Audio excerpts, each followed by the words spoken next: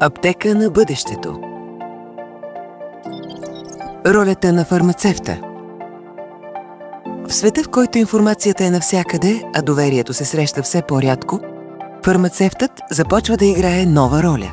Не като продавач, не като касиер в бяла престилка, а като ключов здравен съветник, специалистът, на когото можеш да се опреш, когато си объркан, притеснен или просто търсиш отговор на въпроси за здравето. В аптеката на бъдещето фармацевтът ще излезе от сянката на рецепти и регламенти. Ще бъде образован лидер, който не само познава действието на лекарствата и други продукти с значение за здравето на населението, но и умее да ги обясни на достъпен език. Ще умее да чуе, да преведе, да съветва. Неговата професия ще се насити с ново съдържание, провеждане на лични здравни консултации, ръководене на превентивни програми срещу хронични заболявания, неправилен прием на лекарства, предоставяне на липсваща информация, участие в скринингови кампании и вакцинации, които ще достигат до места, където други специалисти не могат.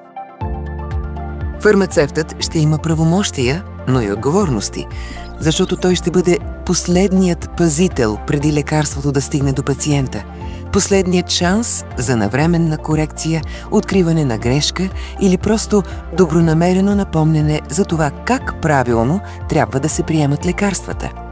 И най-важното, той ще бъде свързващото звено между лекаря и пациента. Там, където често се губи връзката, ще има подготвен специалист, който ще я възстанови и поддържа. Човек със знание, но и с човечност. Глобални тенденции в развитието на аптеките. Аптеките по света влизат в дигиталните платформи, в мобилните приложения, в часовника ти, в дланта ти. Светът се променя, а аптеката не само го следва, тя го предугажда. В страни като Швеция, Германия и Южна Корея аптеката вече е услуга, а не място. Поръчваш онлайн, лекарството пристига до вратата ти. Получаваш не просто продукт, а съвет чрез видеоконсултация в удобно за теб време. Изкуственият интелект анализира твоята рецепта, сравнява я с хронологията ти и дава съвети, които преди бяха достъпни само в болница. Но фармацевтът не става излишен. Точно обратното. Той се освобождава от натоварването на рутината, за да посвети времето си на истинското – качествен разговор с пациента. Роботи вече сортират лекарства в много аптеки. Те не се уморяват, не бъркат, работят бързо, но не заместват човека. Те му помагат. Докато машината подготвя поръчката, фармацевтът може да обясни нещо важно, да прецени дали терапията е подходяща, да разкаже как да избегнеш нежелани лекарствени реакции. Тези съвети могат да ти спестят проблеми и да направят лечението по-ефективно. Най-голямата промяна е може би в това – фармацевтите в аптеката вече не чакат пациентът да се разболее. Те го посрещат преди това с здравни кампании, с измерване на кръвна захар и налягане, с оценка на риска от заболявания. Предлагат му здравни приложения, които говорят с аптеката и създават нов тип грижа – умна, персонализирана и превантивна. Бъдещето на аптеките в Европа. В Европа здравната грижа не свършва на границата на страната. Електронната рецепта, издадена в Португалия, може да бъде изпълнена в Чехия. Пациентът пътува, но терапията го следва. Тази взаимосвързаност е не просто техническо решение. Тя е философия. Философия, според която здравето няма паспорт, само нужда. Фармацевтът в Берлин и Осло вече работи с алгоритми, които анализират историята на пациента, взаимодействието между медикаменти, предразположения. Но фармацевтът не е заменен, той е подкрепен и сега има повече време, за да говори и да попита: как спите? Как се чувствате, когато приемате този медикамент? Има ли нещо, което ви тревожи? Именно тази емпатия, подсилена от технологията, е в основата на европейския модел.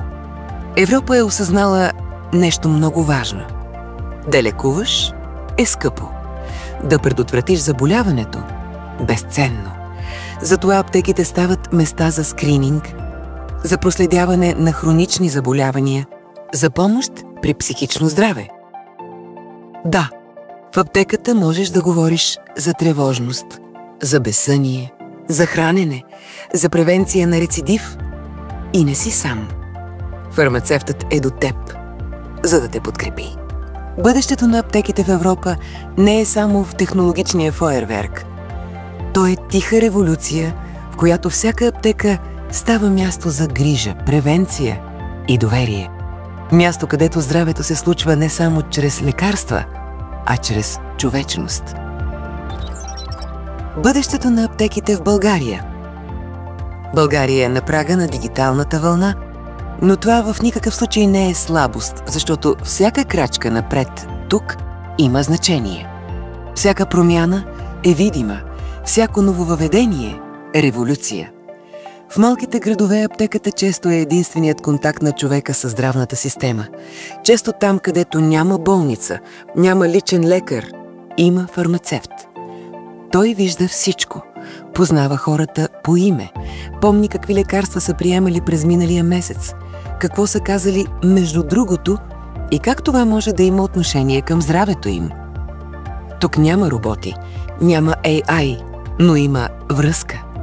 И това е основата, върху която България ще надгражда. Електронните рецепти вече влизат в употреба. Някои аптеки инвестират в автоматизирани складове. Фармацевти използват таблети вместо папки. Голямо предизвикателство е дигиталната грамотност, но не само при пациентите, а и при самите специалисти. Но това е преодолимо. С обучение, с визия, с подкрепа. Българският фармацевт вече не иска да бъде просто отпускащ лекарството. Той иска да участва в опазването на здравето на пациентите. Да консултира хора с хронични заболявания, да изготвя план за прием на лекарствени продукти, да помага на хората да приемат правилно лекарствата си, да работи с лекарите и другите медицински специалисти рамо до рамо. Бъдещето вече започва. Във всяка усмивка между фармацевт и пациент, във всяка рецепта, която е разчетена правилно, във всеки разговор, който излиза извън познатите реплики, това ще ви струва. Заключение. Аптеката на бъдещето няма да се случи сама. Ще я изградим ние, тухла по тухла, разговор по разговор, съвет по съвет.